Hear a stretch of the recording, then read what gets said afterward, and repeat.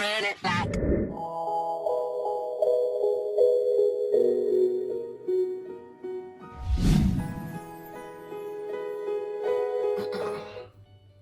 can hear me? Nah. What's up, YouTube? It's your boy Dre Type, man, and we back with another video.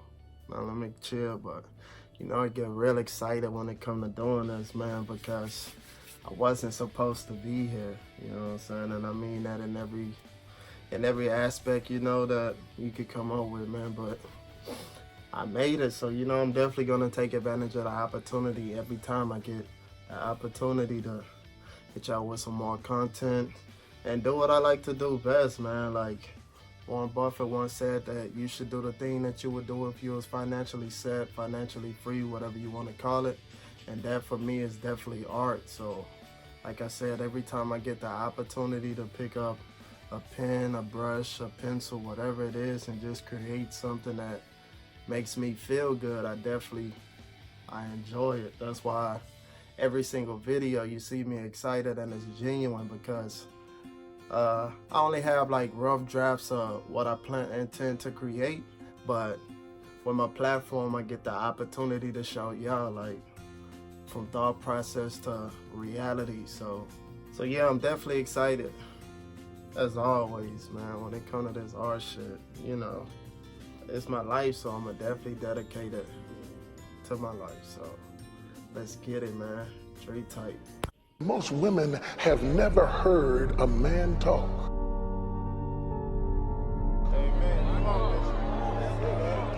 They've heard a man moan. They've heard a man cuss, and yes, they've heard a man preach, but they've not heard a man talk. Because most of the time that a woman says to a man, "What are you thinking about?" he says,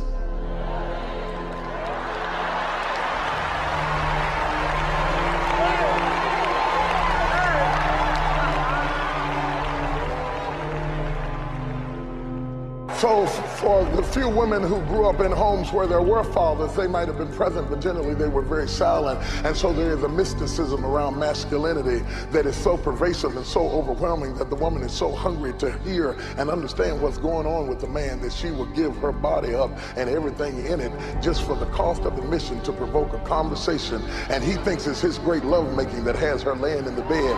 But she's just hoping that when he gets through with all of his theatrics, that he might stay awake long enough to say something that answers some questions in her mind.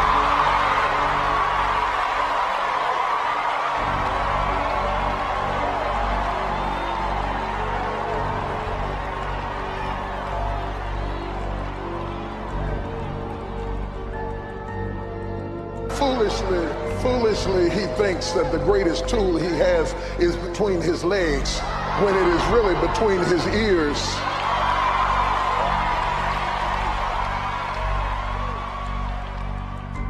Because there is so much that we need to say, and suddenly I begin to recognize that women need to hear what we have to say. You see, most of the things that women have learned about men, they have learned from other women. Girl, let me tell you how men really are. You can't trust them, child. Child, you know a man gonna be a man, gonna be a man, gonna be a man while she's curling your hair. She takes you there and she tells you about a man, and she is not a man and has lost her man, but she is your private counselor about what a man is.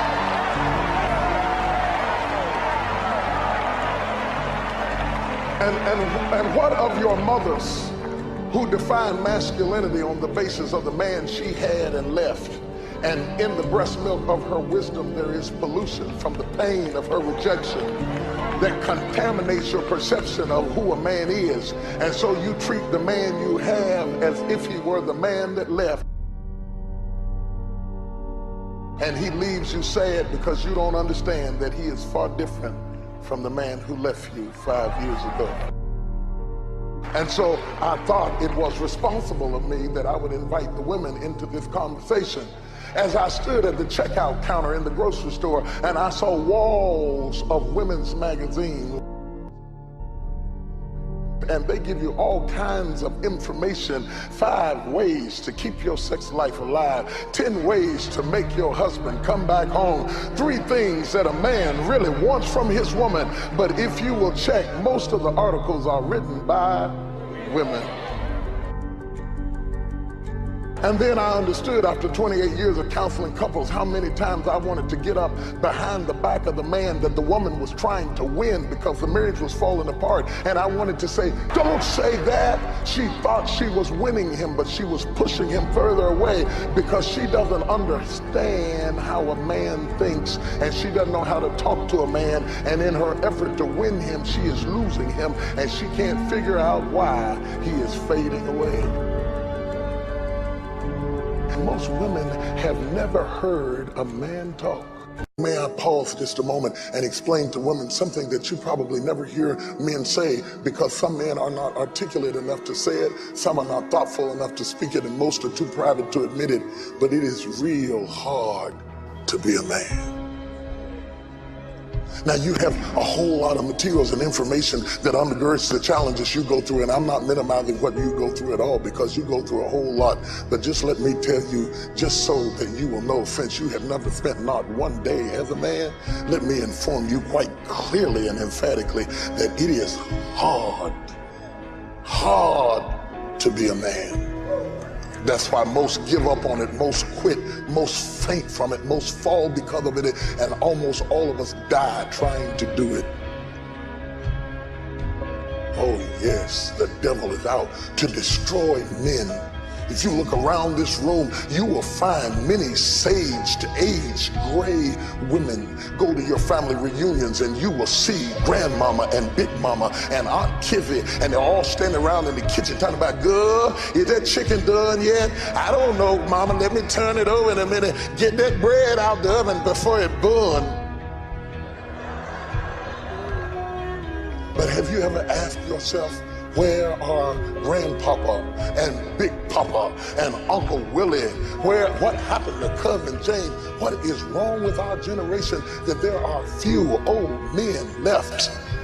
That means we have few compasses to chart the course and to lead us through the maze of trying to get to our destination on time. We have many men who model to us how to get started, but few that live long enough to show us how to finish. Show us how to make it through the different ages and stages of life, because the challenges of a 20-year-old is far different from the challenges of a 50-year-old, is far different from the challenges of a 70-year-old, and you need somebody who's been there to coach you through the process and look you in the mirror and say, keep coming, boy, don't give up now. I know you lost your job, but keep on coming, keep on, you can do this, don't give up, come on, boy, come on, I know your feelings is hurt, come on, no, you're not gonna be able to do what you used to do 20 years ago, you're not supposed to. You're gonna have to readjust and develop a new normal. Come on. If you come on, you're gonna get through this. Don't give up, don't follow her. She's not the answer, she's a trick. Keep coming this way. We don't. Now, I'm gonna talk to you tonight. See, you and Big Mama can sit around while y'all picking collard greens, and you can talk to her and she can tell you something. And there's an old woman standing on every corner full of advice ready to tell you, girl, well, this is what you ought to do. But we have few fathers, few voices, few compasses, few teachers, few leaders, few guides to speak to us in the process. And that is why we get lost in the journey of becoming what we were created to be. We get lost in the process. Some as early as 15 and 16 years old get lost in the maze of masculinity. Some make it to 30 and collapse up under a bush of despair. Some are getting to the middle of their lives, changing their sexual orientation, giving up on women altogether, going after men. And you can't figure out why it is. There's nobody coaching us, saying, not that way, go this way. Come on, go this way, go this way. Some men are not articulate enough to say it, some are not thoughtful enough to speak it, and most are too private to admit it, but it is real hard to be a man. I want to make one comment about understanding men. and I think it is very, very important. Most women in our society were raised in homes where there either was no father, or he was a workaholic, or he was a silent person. So the man becomes, the male persona becomes a mystery in the woman's life. Because he is a mystery, we always crave not what we got, we crave what we didn't get. So in that craving need, because you were designed to have certain levels of fulfillment through relationship, we are sociological species, there is such an admiration that it leads to promiscuity, it leads to vulnerability, it leads to a lot of things. You can get a man easier than you can keep one, and this is why.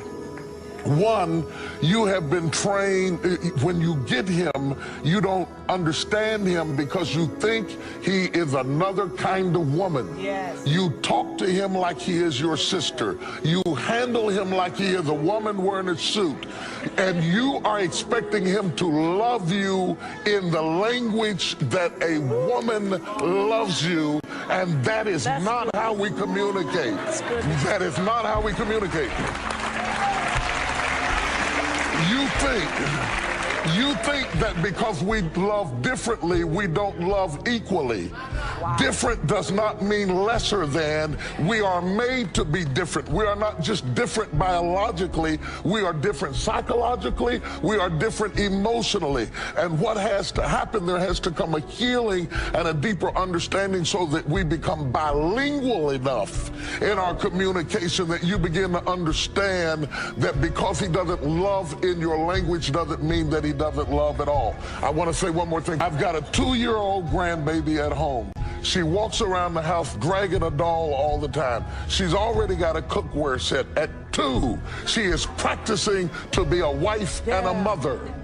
My grandson is not practicing to handle babies or to play a father. You have been scripted for a role all of your life that men have not been scripted for. And so by the time you get 18, 20, 30, 40, you've got 40 years of experience in building a persona because you have an idea of what marriage will be like that you built alone. Wow. You didn't build it with us, you built it by yourself. And then you want to bring us in like you brought Ken into Barbie's dollhouse to fit your idea. We are different, we love differently, we have deep emotions, we have deep compassions, and basically, if you can understand men, we are really quite simple. There are very few things that a man needs to be happy, but those things are critical. You may be working hard to give him something that he does not need at all and missing something that he's desperate to have. Listen, let me say to you why this is important. This is not just so important so that you can drop your handkerchief and Prince Charming can pick it up and run up the stairs. Whether you have a son in your life, whether you have an estranged father in your life, or whether you're a woman working in corporate America, you are going to have to speak to men. Yes. If you speak to a man in his language, if you negotiate with him with facts and not feelings, if you come to him intellectually, you can win, you can get the contract, you can do the deal, you can get the business done, you can get your son away from gangs, you can get your son away from drugs, and you can win your husband. But ladies, let me tell you something about winning your husband. Be his wife, not his pastor. Stop preaching to him. Stop trying to condemn him. Stop turning your house into a sanctuary. A man needs a castle where he can do him. And when you start using the pastor against him, you make men hate church. The man must be the king in his house. Don't bring any other man's image in the house. Am I right about it? And I think it was important to say to women that are loose, but I want to say something to my sisters, and I want you to understand me well. The enemy does want to bind you. He does want to bind you. But I want to tell you something, sisters. The enemy really isn't after you. He really isn't after you. He wants to bind you But he doesn't have to worry about killing you. You remember when David came down to Ziklag and the women were taken into captivity and the men had to go get the women and get them out. When he brought those women out of captivity, encouraged himself in the Lord and saw them transform, they didn't kill the women, they trapped them.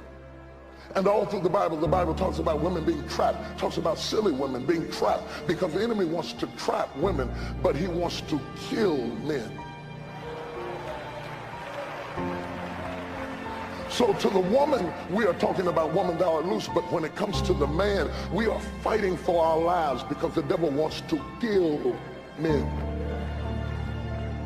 You know why? I want you to understand what's going on, sister. The enemy knows that if he kills your man or your son or your father, he doesn't have to kill you. You'll spend the rest of your life with your heart broken over who fell apart, who didn't love you, who didn't raise you, who didn't turn out like you thought, who wasn't there for you. He'll break your heart with what he does to your son and what happened to your father or what happened to your husband or your boyfriend, and he'll break your back as you carry weight that you were never built to carry because you had no man to stand by your side.